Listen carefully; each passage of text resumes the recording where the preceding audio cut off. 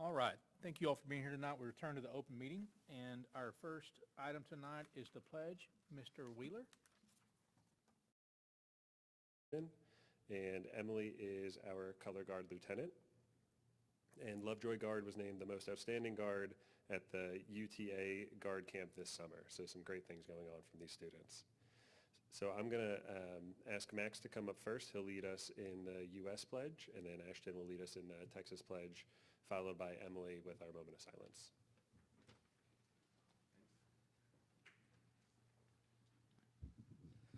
I pledge allegiance to the flag of the United States of America and to the republic for which it stands, one nation, under God, indivisible, with liberty and justice for all. Now for the Texas pledge. Honor the Texas flag. I pledge allegiance to thee, Texas, one state, under God, one and indivisible. Please join me in a moment of silence.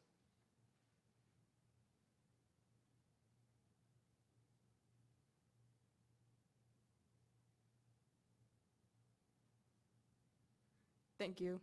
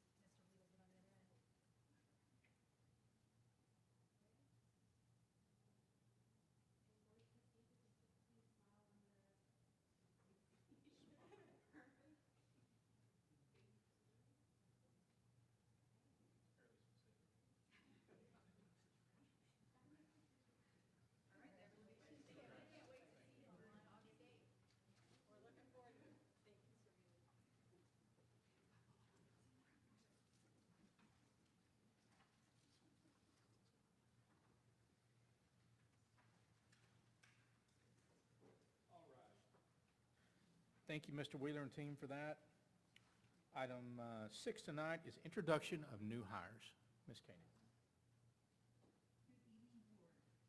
Okay, let me turn it on. Good evening, board. I'm so excited to be here tonight, and I'm super excited to introduce our new principal of Sloan Creek Intermediate School. Our new principal is Amanda Puckett. Many of you probably already know Amanda. She was the coordinator of our LCDC, Lovejoy Child Development Center.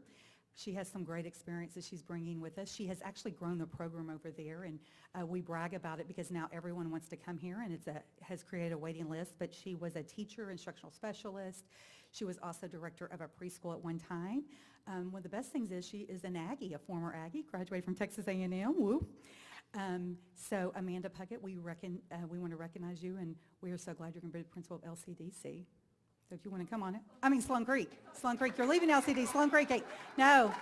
We also want to introduce, her family is here with her, and I believe Scott. Scott, do you want to come on up too? We have Scott. And she has 2 sons that are in Lovejoy. We have Barrett and Bennett. And Barrett's still at camp. Barrett is still at camp. Yes. Right. And Barrett is going to be a junior, and Bennett, 8th grade at Willow Springs?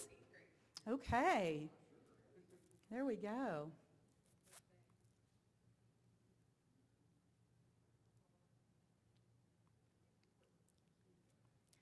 We want to get that perfect, right? Congratulations.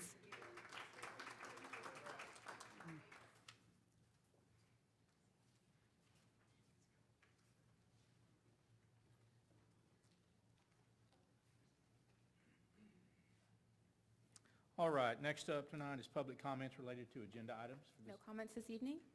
No comments this evening. Thank you very much. All right, Marvin, could you lead us in our invocation, please? Sure. Bow with me. Dear God, thank you so much for this time that we have together tonight to deliberate tonight's agenda for the benefit of our students. Thank you for all these wonderful leaders that we recognize tonight and the students that have such great successes. Thank you so much for all this and all of our blessings. Amen. Amen. All right, item 9 tonight is notification of new hires, resignations, and public information requests. You have that notification item in your board book.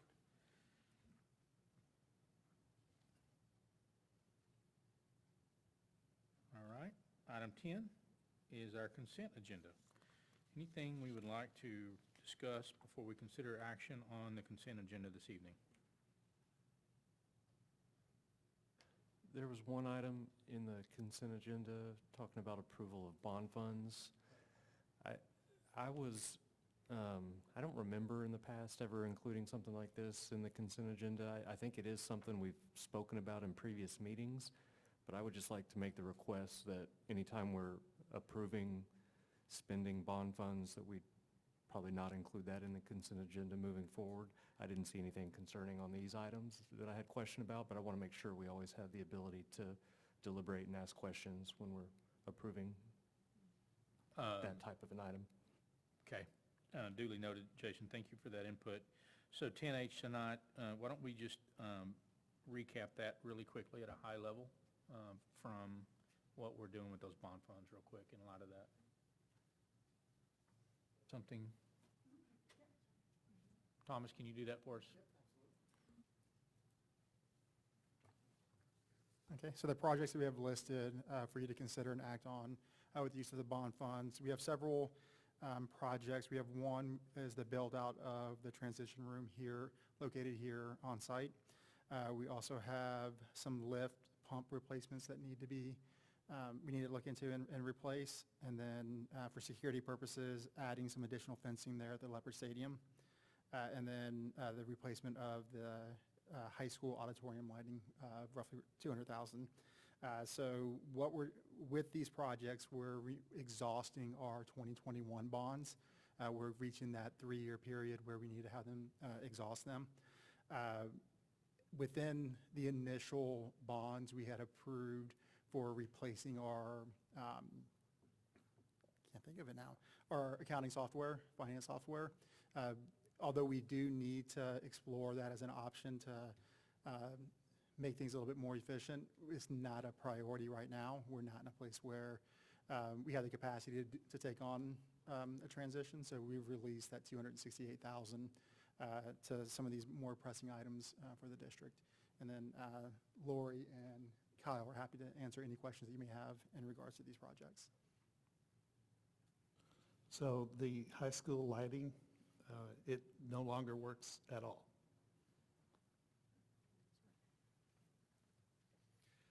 So the lighting is the original lighting whenever that area was constructed in the auditorium. It's limping along. We've got a Band-Aid that we've placed on it currently, which would be a control board that we're actually leasing from a company. But everything needs to be completely replaced. That's wiring, cabling, lighting, control boards, control panels. But what we want to make sure is that we've got the funding available when that day comes, that it decides that our Band-Aid is no longer appropriate. But at the same time, we want to make sure that we coordinate with our architect VLK, and we don't want to make a large capital investment in something that's not going to make sense if we're going to, as we consider our long-range plan into the fall. So we just need to have the funds available in that we get into a situation where that space isn't usable for our students. And a lot of that equipment's so old that it was probably difficult to find fixes for this, or? It's extremely difficult. And so one of the vendors that we've utilized in the past for this equipment requires us to send the equipment to them. It's so old. They have to research and figure out a fix.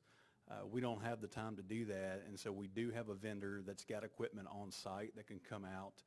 We essentially rent that equipment from them at a reduced cost. It's basically a plug and play, and that way we're at least operational. But it's not a long-term solution. It is not long-term at all, no, sir. And recapping the dollars, using interest, we're not touching the 9.5 million remaining in, okay. Any of the 9.5 or any of the interest that we've earned so far on the 9.5. Okay, It's all in 2021. Okay, so we still have the 9.5 to work with, future projects, we're spending the interest we earned last year on this project. Yes, sir. Thank you. Any other questions about the bond proposal for 10H? Okay. Any other items in the consent agenda you want pulled? If not, I'd consider a motion. Move to approve the consent agenda as presented. So moved, Jason James. Second. Second, Marvin Bobo. All in favor? Aye. Opposed? Thank you very much. All right, item 11, consider an act on the 24-25 Student Code of Conduct. Dr. Zambezi.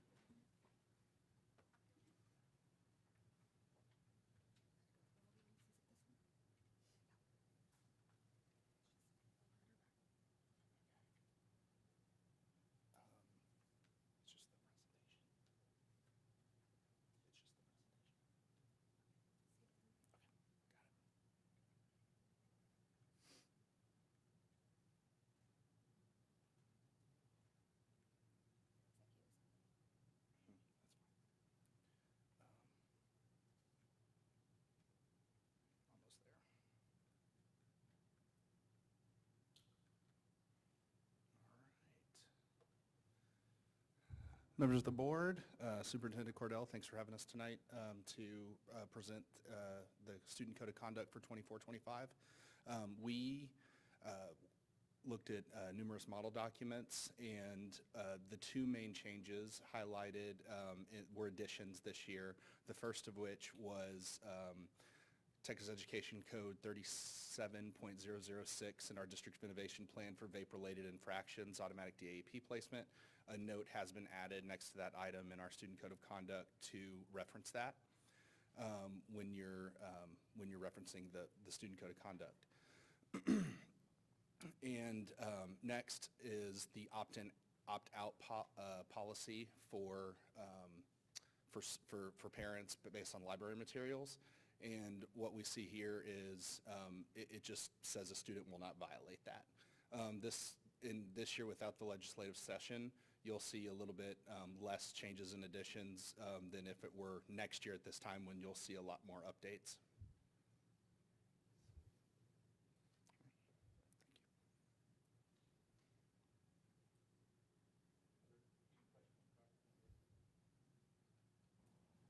Just to clarify, the updates that were made this time around, I understand were fairly minimal in nature. Yes, ma'am, just those two updates. It was opt-in, opt-out, and then the vape-related infractions. And we just wanted to let you know that there's a little note there that next year there'll probably be a lot more.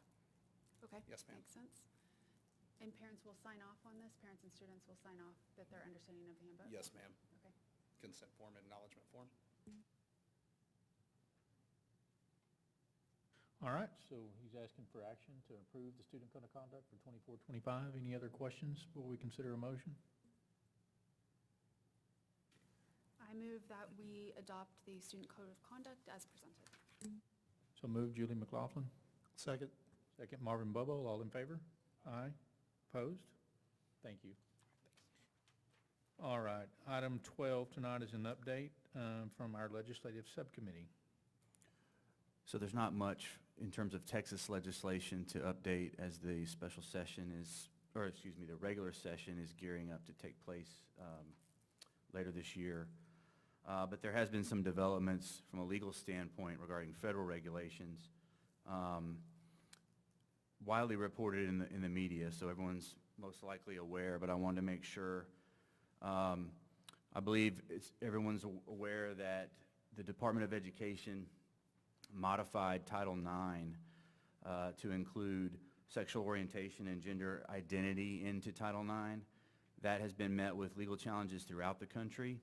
As for Texas, on July 11th, the United States District Court for the Northern District of Texas Amarillo Division granted preliminary injunction to the state of Texas on the final rules to prevent them from taking effect on their effective date of August 1st. That's in line. Texas became the 15th state, I believe, to enjoin those final rules from taking effect. Previously, a federal court in Fort Worth had granted preliminary injunction on the guidance documents, but the July 11th ruling actually details the final rules and prevents those from taking effect. Notably, one other item or development on just last week on July 17th, the Fifth Circuit affirmed the preliminary injunction on the same issue that was granted in a Louisiana case. So that kind of will telegraph what will happen with this preliminary injunction once it reaches the Fifth Circuit. So We'll continue to monitor that litigation as it goes forward, but the bottom line is that the district's not planning any changes to any of its policies, and these final rules will not go into effect on August 1st. Thank you for that update. Item 13 tonight will be our presentation on the Lovejoy ISD School Health Advisory Council Annual Report for 23-24. Dr. Tinsley.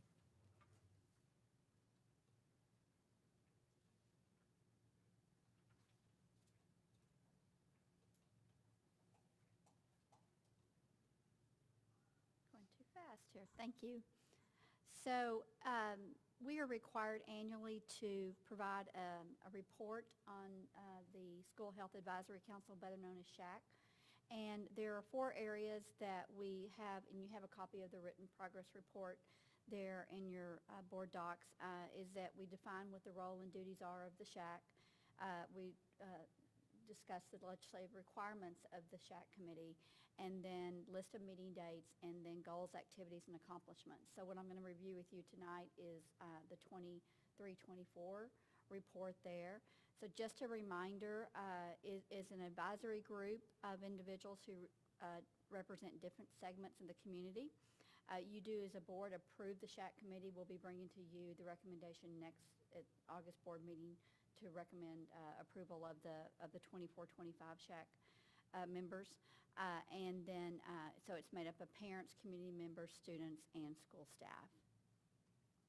So duties is looking at the curriculum that we utilize for these areas outlined here, and we look at individual grade levels, and the areas that we look at is prevention of obesity, cardiovascular disease, diabetes, through more of a coordinated health program, and then also physical education and physical activity, nutrition services, parental involvement, and prevention of tobacco use. We also look at strategies for teaching these skills to our students, and the committee is instrumental in providing guidance for recommendations with that. So the meetings that were held during the 23-24 school year are outlined here. There were 5 meetings held during the year. And just to let you know where we were with our goals, our mission statement is laid out here, discussing about our school policies to maintain the health and wellness of our students, employees, and community members. It outlines our vision statement, and then it looks at health and physical education, school health communication, and then also the social emotional wellness of our students and staff. So our accomplishments we want to lift up is that we did update the bylaws regarding student membership and targeted attendance rates of members. We did feel like that the student membership was pivotal in ensuring that we had the student voice, and these are generally high school students that serve as members, as you may recall. We did review our district wellness plan and received some feedback from our student nutrition department on what we were offering. And then also, we reviewed the American Heart Association's Kid Heart Challenge program and recommendation for implementation, and then reviewed materials for education on child abuse, domestic violence, and dating violence. So you saw a review. We have not come forward yet with the recommendation of those materials yet. So that's what the committee will be working on for the 24-25 school year. So any questions about the annual report of SHAC?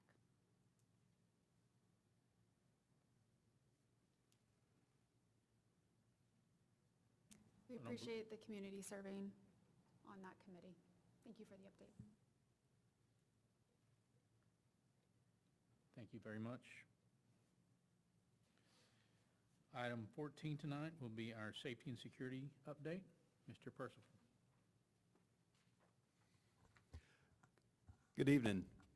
So with 17 days between now and the first day of school, we thought it would be appropriate to provide a brief safety and security update.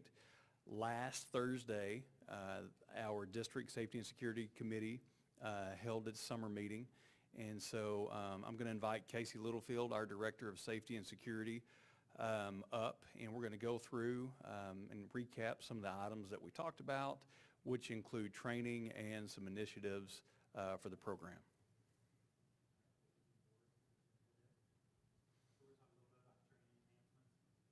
into the 24-25 school year, we feel like it's imperative to start incorporating and enhancing our training program when it comes to staff members. So we're gonna start to roll out tabletop exercise and integrate that into just planning days, training days, and just really anytime there's opportunities throughout the year. And our goal would be that we can provide some scenario-based training to our teachers. So we do a really good job at standard response protocols and going over that, but we really just want to enhance and start building off a scenario base. So we're going to start integrating tabletop exercises, as well as, as moving into the future, allowing us to incorporate that as we build a bigger program with our first responder partners and obviously our district team. The clear bag policy review, I think Dr. Zambezi is going to speak a little bit more to this here in a little bit, so I'm not going to touch on it. The safety and security signage update. So for those of you that hadn't been on a campus in a few weeks, we do have some new signage updates. And really what we wanted to do with our signage updates is to provide guidance right from the get-go when you pull onto the campuses. So there's one on there, for example, that says all visitors during school hours must immediately check in at the front desk when you enter our property. So really just giving guidance so that there's no questions asked. And then as we move towards the back of our facilities, such as athletics, if a fence is locked and a facility shut down for the evening, we put signage up that says fence jumping's prohibited. Really, again, just to give guidance so that everyone understands the expectations really around safety and security. So as you get onto our properties, you're going to see some good signage. The high school has some regarding food deliveries and just different sorts of signage. Our annual emergency operations plan review is currently in the process of being conducted. We will be sending this out to our district safety and security committee in the next few days. And then obviously every year annually we update our emergency operations plans. We go through a review process, and then ultimately in September and October we will submit those to the Texas School Safety Center for review. So there will be some things that we're going to add this year in way of severe weather, in way of cybersecurity, in a few different places. So we're going to be doing that in the next couple of months, and then that review will be conducted.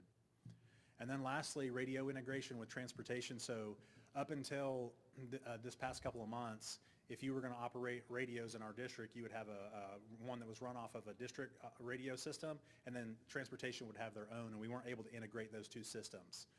So we have been working with a vendor partner, and we now have a device that we're testing. They're going to put it in the press box where it's able to, basically, if I communicate on my district radio, it hits a device and then bounces to the transportation connectivity. So anytime a bus driver is out, for example, if they have cell-based service, they will be able to communicate directly to someone that has a district radio. So again, you think about transportation, they're traveling all across the region and state, and this gives way broader access. So it's a really good integration that we're currently working on.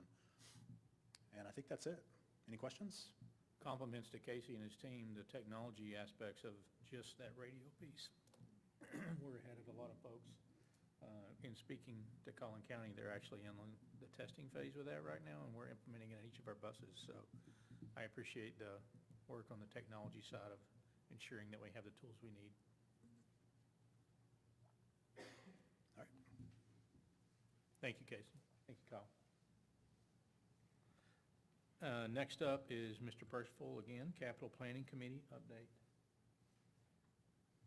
So just to provide a quick update, we've not had a capital planning committee meeting since our last board meeting, but just to paint a picture of how we ended last semester, this is a shot of that final meeting that we had together down the hall in the LCDC cafeteria.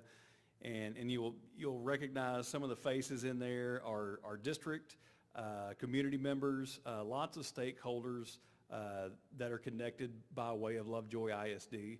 So we're very fortunate to have that active committee. And so just to bring everybody up to speed, back in June, the district did engage with an architect, VOK Architects, to be specific. And through that engagement, we've shared all of our facility assessment data and all of the committee input that we gathered over those 6 spring meetings that we began back in January and wrapped up at the end of May. So they've collected all of that. They've met with the cabinet and other district leaders. We've had a meeting where they've started a curation process That's going to dovetail right into the fall work that we'll bring back with the Capital Planning Committee, where we'll look at our critical systems that we talked about and identified throughout the spring. We'll come up with a plan for those. And we'll also develop a long-range facility plan. And those dates that you see down there, there's 4 of them in early fall. That's where we'll really hammer out that long-range facility plan, looking at associated cost and then funding source options. Any questions that I could take care of in relation to the Capital Planning Committee previous meetings or those that are coming up?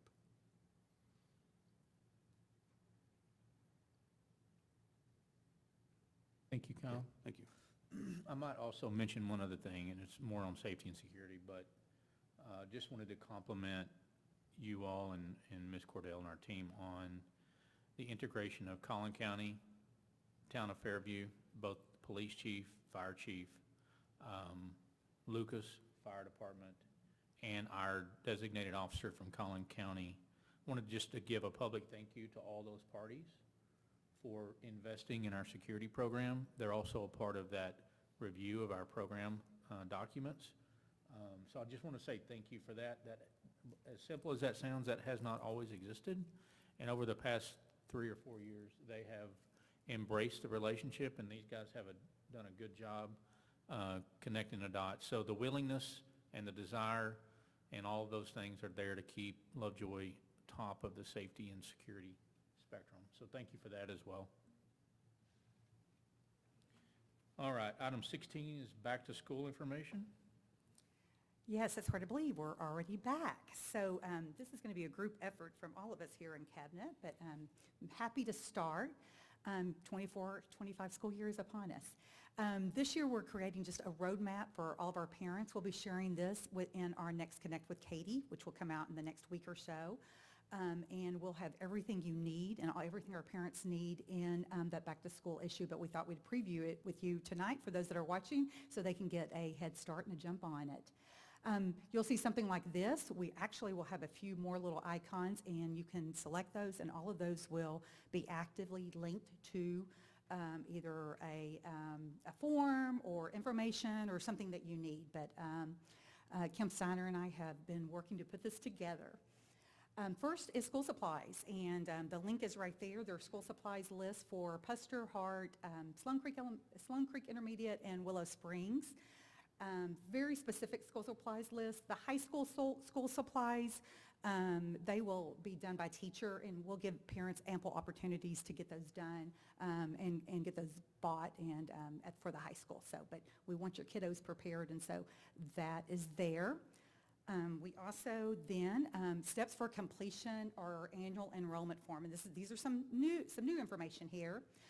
One thing that, once again, what you'll do in PowerSchool is access the PowerSchool Parent Portal.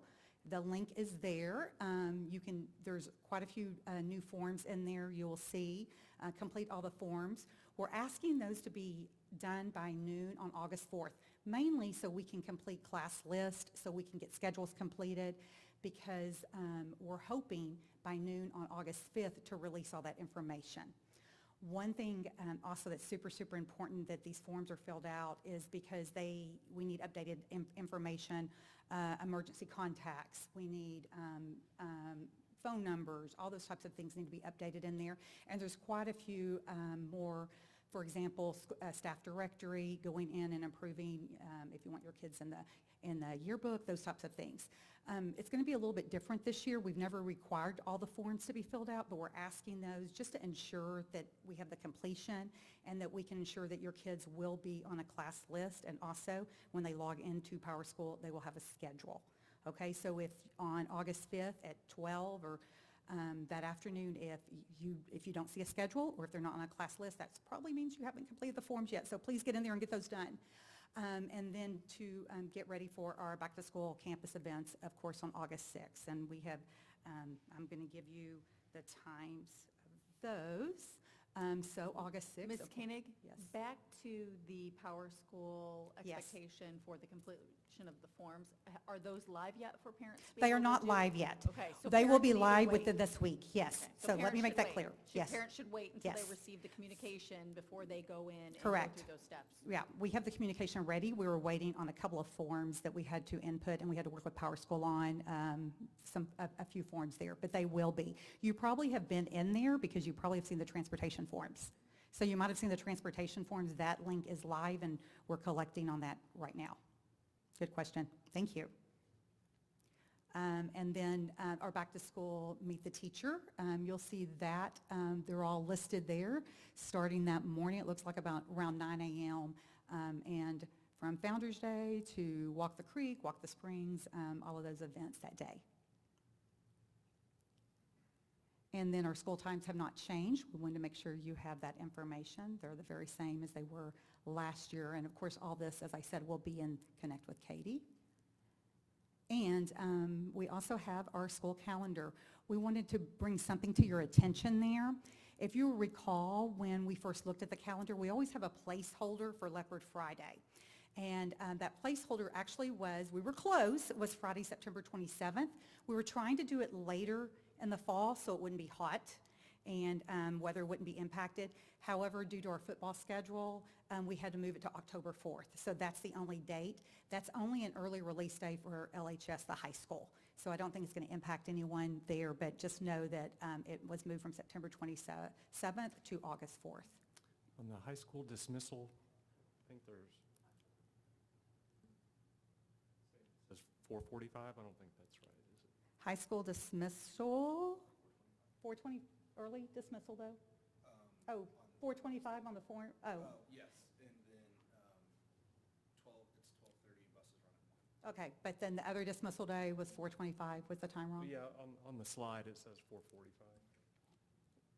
Is it 4:25? Yes, ma'am. 4:25, we'll get that corrected, thank you. And then the early dismissal on this day is 12.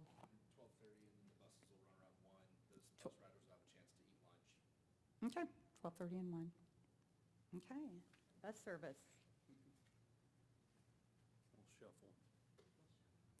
So as Ms. Koenig mentioned, bus registration is currently open. To date, we've got about 850 that have signed up so far. So all of that's done through Power School, through the parent portal. The registration deadline for that is the 24th, which is quickly approaching. The reason for that is so that it gives us an opportunity to turn around and assess the fees, collect the fees, and then start to build the routes. So our transportation team needs time to not only build those routes out, but also capture those students into each route location or stop location based on availability and drivers. And so we've had some shift throughout the summer, and so we kind of start to work through that puzzle. And so that's why the deadline, you'll see, we'll look at capacity and then most likely open that registration back up depending on how many seats we have available on additional routes throughout the district. Those payments are due no later than August 4th. Again, the transportation structure and fees haven't changed from last year to this year. That's going to be the same. And then we'll just continue to work with transportation through the process and provide updates to the community as necessary.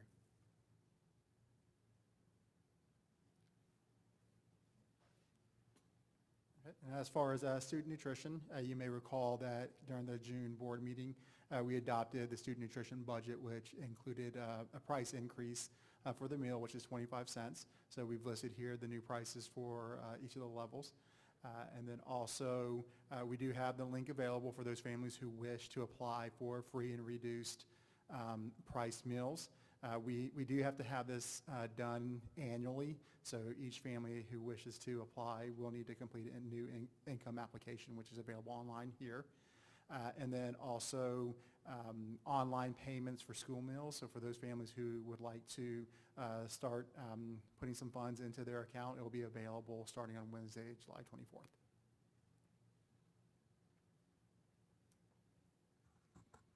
We will continue with the one-to-one devices for grades 5th through 12th grade, and we will be reissuing those devices to our students beginning of the school year. Also, we are going to be offering some parent sessions on Go Guardian and then just the use of the devices. So some dates will be coming out soon. We offered those last year for parents as well. Also, the insurance is still available for our parents too that elect to purchase insurance. So really no changes from that standpoint of technology. And then also we had a very successful partnership with AlphaBest that we kicked off last year for the 23-24 school year, and we are continuing with the after-school option for our kinder through 6th grade students. We will continue to bus them over here from the campuses if parents elect to enroll their students in AlphaBest.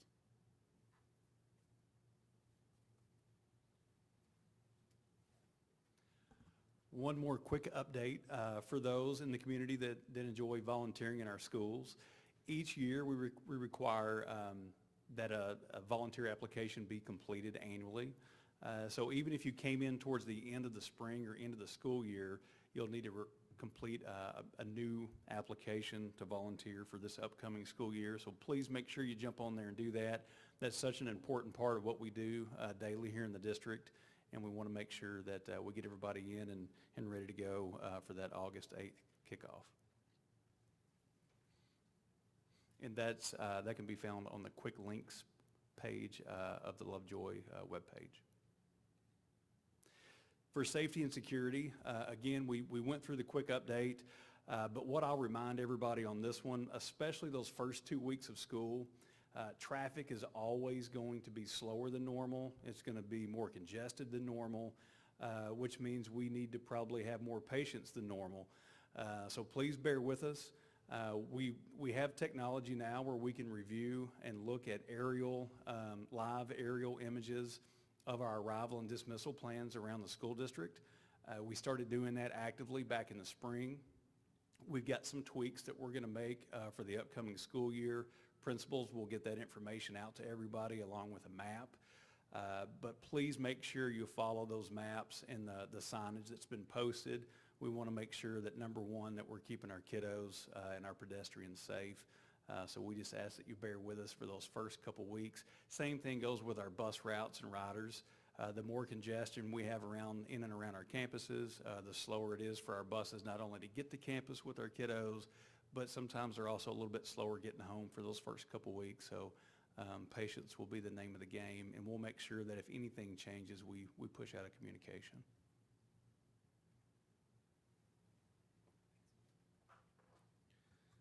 All right, Mr. Percival and Mr. Littlefield did a great job giving us a heads up about our Lovejoy ISD clear bag policy.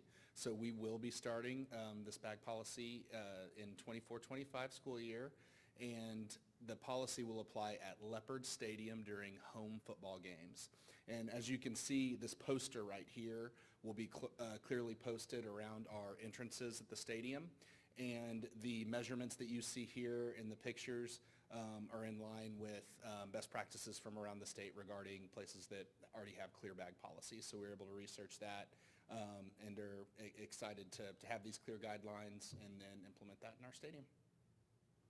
So this is only for football games, not other UIL activities at the stadium? Yes, sir, great question. And so what we're doing with this poster right here is making sure that our community knows that this will be the expectation at home football games, and then we're going to get a little bit more guidance regarding the other activities in sports.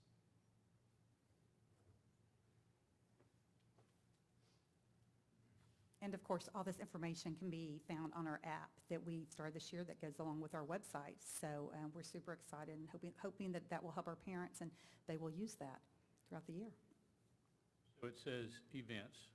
That's all Lovejoy events? Yes. All sports? We're hoping for it. We're trying. We're working on it. So far, it's been pretty user-friendly. The great thing is for our coaches, I don't know if you know this, I'm going to give you a little bit of information. Our coaches were having to put events in several different places. And so this will so now they don't have to put it in one place and they can share it. So Right. that's one of the reasons we went with this. I love it. We're hoping. I'm fixing to. I'm about to. Yeah. Thank you very much. Mhm. All right, thank you for that presentation. Board, any questions? All right, item 17, consider an act on the board policy updates related to TASB localized numbered update 123. All right. Good evening, Board of Trustees and Superintendent Cordell. TASB has sent Update 123, which took close attention on our end prior to presenting the following policies for your consideration. As a reminder, if you look at this slide, legal policies should inform our decision-making and should not be adopted, whereas local policies should require close attention by the board and administration. Lastly, I'll take you to the next slide. The board has the ability to consider an act, including revising and/or repealing policy. Myself or the executive cabinet would be happy to answer any questions you may have. And you'll also notice in your executive summary, there's a little bit more detail as well.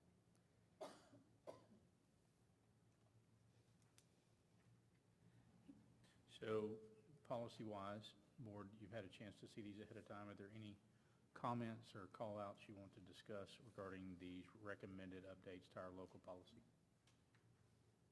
More just a general comment. In looking through them, they appeared mostly administrative in nature, small edits, extra cleaning up of a word, or changes that were a result of a law change of some sort to the legal policy that needed to be carried through to our local policy to be in alignment with Texas law. Is that reasonable, or? Yes, ma'am, that's anything correct. of note? Okay.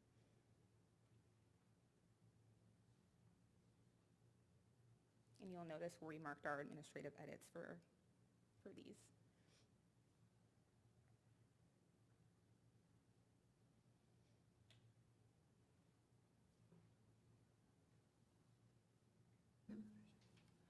All right.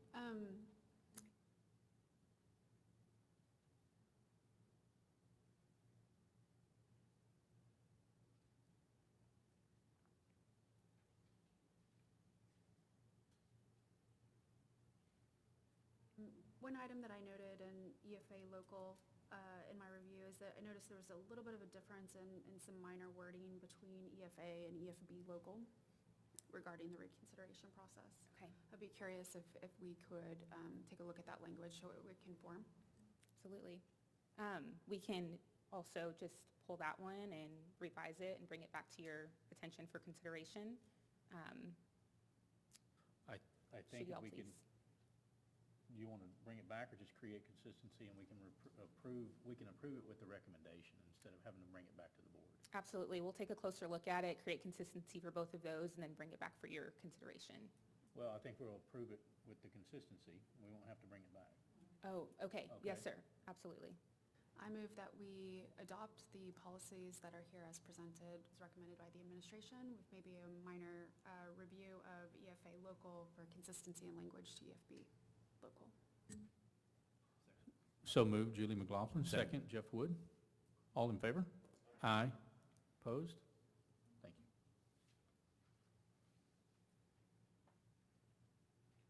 All right, item 18 is cabinet reports.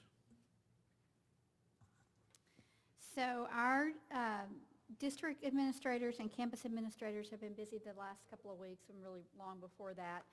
It's always an exciting time of the year to prepare for our staff returning and then also, of course, preparing for our students. So I just wanted to give you an update on our back-to-school staff time, how we're going to be spending that. I've shared a schedule with you here. We're going to start actually this week. Last year we started where we brought in our staff who serve our special education students a couple of days early because we just felt like they needed access to the general education training, but also there's some very specialized areas for training and planning from that team that we felt like were important. We got a lot of great feedback. They asked us to continue it, so we're doing that on tomorrow and Wednesday of this week. And then all of our new staff will be returning, will come on Thursday for our new professional staff orientation, and we have a fun day planned where we're going to introduce them to Lovejoy and traditions and just some of the fundamentals. And then all returning staff will come back on Monday the 29th.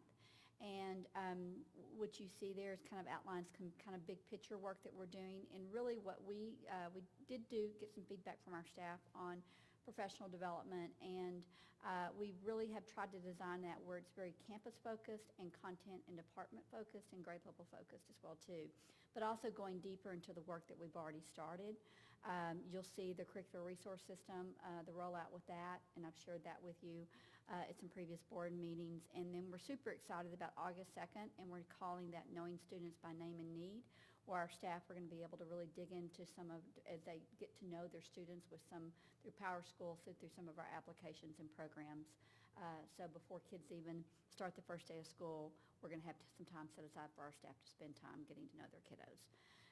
Convocation is on Monday, August the 5th, and we'll kick off that at the high school competition gym. And then, as Anna mentioned, August 6th, our back-to-school events are scheduled on one day. We did change that last year where we consolidated that on one day. We did receive some good feedback from parents. They appreciated that. And then the day before school starts, August 2nd, is a teacher planning day. So, and then I just gave you a picture. Last week we had all of our administrators here in the library doing some heavy work and collaboration together as they were planning their time back with their staff. And we're super excited about the work that's coming forward.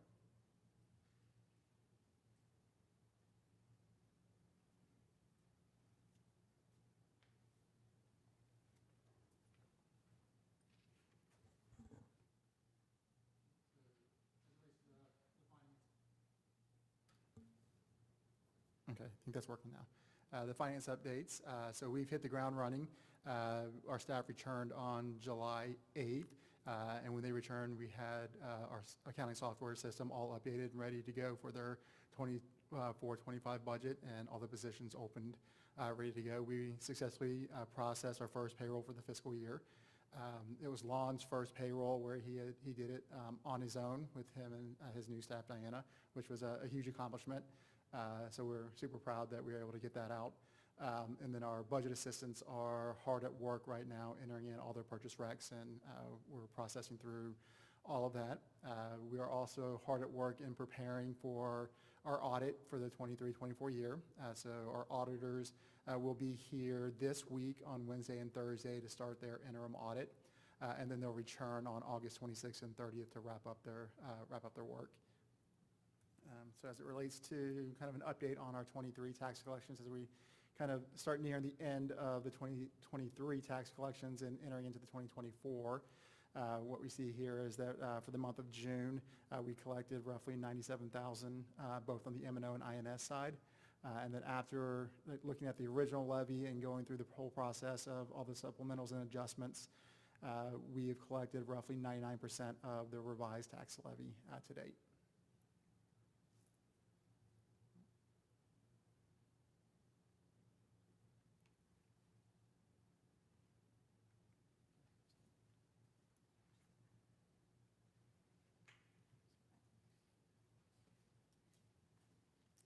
Okay, wanted to give you an enrollment update. So currently, this is the students that we have currently enrolled in the district. As you will recall, enrollment changes daily. We have students withdraw, we have students entrance. We've gotten, I've received a call today, a mom of 4. They're moving, they've sold their house, and they'll be here next week, she told me. So we are seeing more enrollment activity, I should say. So there are numbers: Hart 516, Poster 533, Sloan Creek 610, Willow Springs 687, Lovejoy High School 1591, for a total of 3937.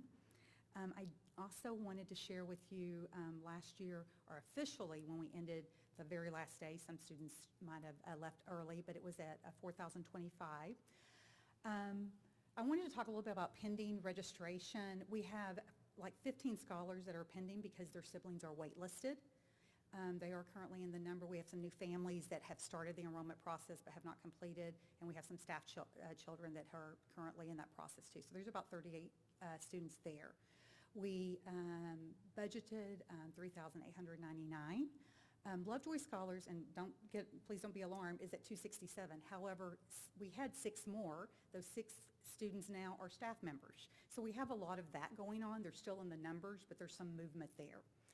We have over 40 students on waitlisted also. So we're trying to, work through that too. Staff students, 182, so our anticipated enrollment as of July 16th was 3,937. So that's where we are. This does not include LCDC. If you recall, LCDC, we get a .5. I think we have about 11 students in there right now that would qualify for ADA. What was our enrollment last year, the first day? It was, Thomas, do you remember? I didn't look it up. 40-20, about 40-20. And we actually ended about 40-38, if you'll recall, but as people, leave for vacations and things in May. That's just the official last day that was reported. Questions? Okay, thank you.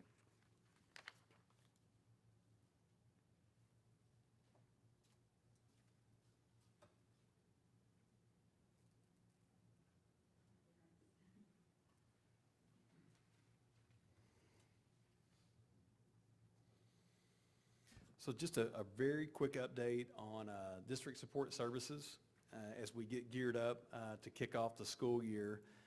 Just want to kind of give a run through, looking at transportation, and already covered transportation a little bit earlier when we talked about the back to school information. But I talked about route and schedule development. That's a large logistical piece for our buses, for our bus riders, for our drivers. And so transportation is really working through that right now, especially our director, Michelle Leisure. Bus registration, again, that's open. That's important, very important aspect, and it kind of helps drive the routing and the scheduling. BOY, or beginning of year safety and training, we're right in the heart of that. A lot of the staff came back this week or today over in transportation. So there are going to be several things that we'll do between now and the beginning of school to get everybody acclimated to driving a commercial vehicle again. They spent the summers driving their personal vehicle. It's not the same. You really have to rely on your mirrors. You can't look over your shoulder and look out the back glass like you could a truck or a car. So we're going to go through a pretty regimented recalibration before we start running our routes this year. We're also going to do stop the bleed and CPR training. That'll happen the day before, 2 days before school starts. We'll do that with all staff members. And then Eric, the mechanic, has been very busy with his preventative maintenance schedule, and then also getting up to date on those state inspections for both yellow and white fleet. Safety and security, Mr. Littlefield did a phenomenal job bringing us up to speed in that area a little bit ago. As a recap, our maintenance grounds and custodial, so buildings and grounds are going through their prep right now to get us ready for that first day, especially for when we walk the creek or the springs, or we have meet the teacher night. We want to make sure we leave a lasting impression whenever families walk onto our campuses, whether they're returning families or they're new to the district. We want to make sure that the buildings are ready to welcome those kiddos and families. Natatorium repairs did take place. I did provide that, I believe, in the update, but just want everybody to know you can no longer see blue sky when you're standing inside the dome, which is a good thing. The only thing that's left is non-structural, and those are things that can only be completed if we drain the pool, so we'll have that coordinated at a later date. And just to give a little bit of a shout out and a brag to our custodial staff, they've really worked through and cleaned 850,000 square feet this summer. If you divide that out by the number of staff, it's pretty remarkable and incredible, the volume of what they accomplish over the summer. I won't even give a number on how many floors were stripped and re-waxed, because that's still ongoing, but it's thousands and thousands of square feet of vinyl tile. And then our grounds folks have about 200 acres that they maintain throughout the district, not including the vacant land on a state. So they've been super busy. Just want to give a shout out to them, and I want everybody to know that we're getting ready for our families to come back. Any questions that I can answer about that? Thank you. It always is. But, you really don't think, you have to have a complete different mindset when you get behind the wheel of a bus. And to jump from a two-door coupe right into the bus after not having been behind the wheel for a couple months, there really is a recalibration that needs to take place. So Ms. Leisure is going to make sure that everybody's up to speed and ready to go. Thank you. Ms. Cordell? Sorry, Mr. Zambezi, Dr. Zambezi? No problem. All right, we'll make it quick with Student Services Cabinet Report. Some exciting news. Fine Arts and Athletics Staffing Update. Fine Arts is fully staffed at Sloan Creek, Willow Springs, and Lovejoy High School. We got to meet a couple of them this morning at new teacher orientation. Athletics is fully staffed at Lovejoy High School, and we currently have one girls coaching opening at Willow Springs. Fine Arts, UIL Academics and Athletics, general update. So the UIL Lone Star Cup results became official on July 1st, and we are looking forward to celebrating that with our community in the near future. Questions on that? That was brief, thank you. Thank you. All right. Ms. Cordell? Thank you. I want to extend my heartfelt gratitude to all the staff members that are working so hard to prepare for our students and our staff to return and to make sure the 24-25 school year is our best one yet. I can tell you that the work behind the scenes has been pretty incredible, and you can feel the excitement building. We can't wait to have our entire team of educators and staff back with us so that we can finish off those preparations, and are so excited about seeing our students on August 8th. So students, summer's not quite over. But time to start paying attention to some of the communication we'll be putting out in preparation. But we look forward to catching back up with everyone and launching the school year. Thank you for that, Ms. Cordell. Item 20 is public comments related to non-agenda items. No comments this evening. No comments this evening, and with that, we'd be adjourned.